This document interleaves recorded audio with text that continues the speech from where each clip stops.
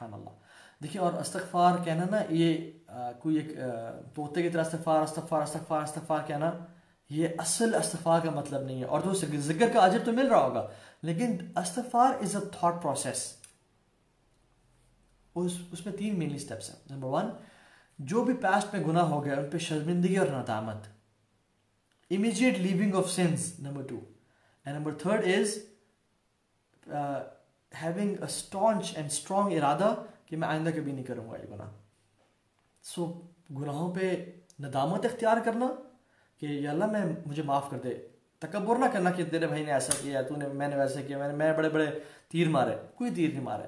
گناہ انسان کے لیے غرق کرنے کا باعث بنیں گے, اس کو ڈبانے کا باعث بنیں گے. تو ندامت. دوسرا step immediate leaving of sons.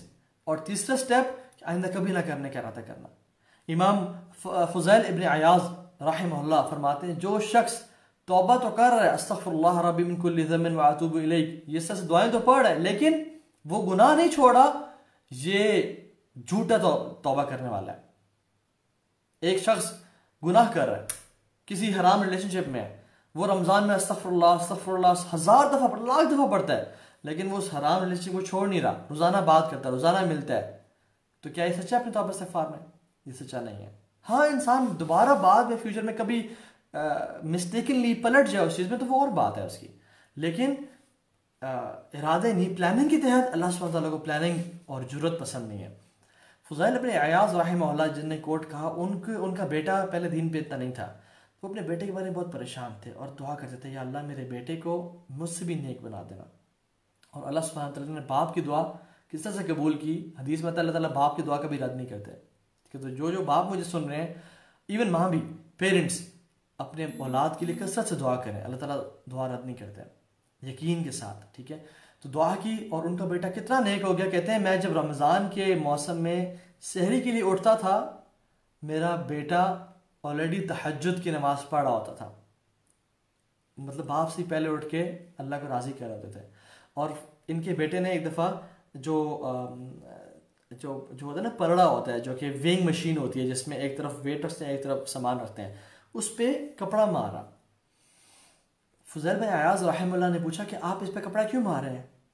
کہتے ہیں کہ میرے والد صاحب مجھے ڈر لگتا ہے کہ جو گرد ہوا سے اڑ کے اس پہ پڑی ہے اور میں اس گرد کے ساتھ اس کا وزن کر لوں تو اللہ تعالیٰ مجھ سے قیامت کے دن کہیں سوال نہ کر لیں, تو میں اس لیے اس کو صاف کر رہا ہوں. سبحان اللہ, یہ ہوتی ہے سچی توبہ. لیس کبیرۃ بالاستغفار ولیس صغیرۃ بالاصرار. ہم لوگ کہتے ہیں کہ چھوٹا سا تو گناہ ہے. میں نے کتنے لوگوں کو سنا ہے کہ اچھا چھوٹا سا تو گناہ ہے نا جی, دیکھیں اس میں کوئی بڑی بات نہیں ہے, اللہ تعالیٰ بڑے غفور رحیم میں معاف کرنے والے ہیں. اس میں نے کوٹ جو پڑھا لیس کبیرۃ بالاستغفار, کبیرہ گناہ کبیرہ نہیں رہتا استغفار سے, اور صغیرہ گناہ صغیرہ نہیں رہتا کنسسٹنسی کے ساتھ کرنے سے اور اصرار کے ساتھ کرنے سے, وہ کبیرہ بن جاتا ہے. یہ مت دیکھیں کہ آپ کتنا بڑا گناہ کر رہے ہیں, رادر یہ دیکھیں کہ آپ کس ہستی کے خلاف یہ گناہ کر رہے ہیں, کس ہستی جو آپ کو دیکھ رہی ہے اتنی اللہ تعالیٰ کی ذات, اس کے سامنے گناہ کر رہے ہیں ولیعذ باللہ. تو یہ دیکھیں کہ دیکھیں صحابہ کرام عبداللہ بن مسعود فرماتے ہیں کہ ہم لوگ گناہوں کو, چھوٹے چھوٹے گناہوں کو پہاڑ جتنا بڑا دیکھا کرتے تھے کہ پہاڑ ہمارے سر کے اوپر ہے اور یہ اب گرا کہ اب گرا. اور لوگ ایسے آئیں گے جو کہ بڑے بڑے گناہوں کو مکھی جتنا سمجھیں گے کہ مکھی بیٹھی اور انہیں اڑا دی. اور ہم لوگ ہمارے ساتھ یہ معاملہ پیش آ رہا ہے. ایک مومن اپنے چھوٹے گناہ کو بھی اپنی بربادی کا باعث سمجھتا ہے کہ ہائی یہ مجھے تباہ نہ کر دے, برباد نہ کر دے. لیکن ایک فاجر جو گناہ گار ہے, اس کا کم ایمان ہے, کمزور ایمان والا ہے, وہ اپنے بڑے بڑے گناہوں پہ بھی اسے کہتا ہے کہ جی معاف ہو جائیں گے جی, کوئی مسئلہ. اور دو اللہ بڑا غفور رحیم ہے, ہمیں اس سے یقین ہے, لیکن we shouldn't belittle our sins. اللہ تعالیٰ کو یہ پسند نہیں ہے. ٹھیک ہے, تو توبہ استغفار میں سے ایک مطلب یہ بھی ہے کہ انسان اسٹیپس لے, انف اسٹیپس لے اپنے آپ کو چینج کرنے کے لیے. And one of those steps is changing your company. Don't be in the bad company again. ان لوگوں کے ساتھ مت رہیں جو آلریڈی شراب پیتے تھے, سود کام کر رہے تھے, ان کی زبان بری تھی یا وہ برے کام میں انوالو تھے. Repentance means changed behaviour. True repentance is changed behaviour.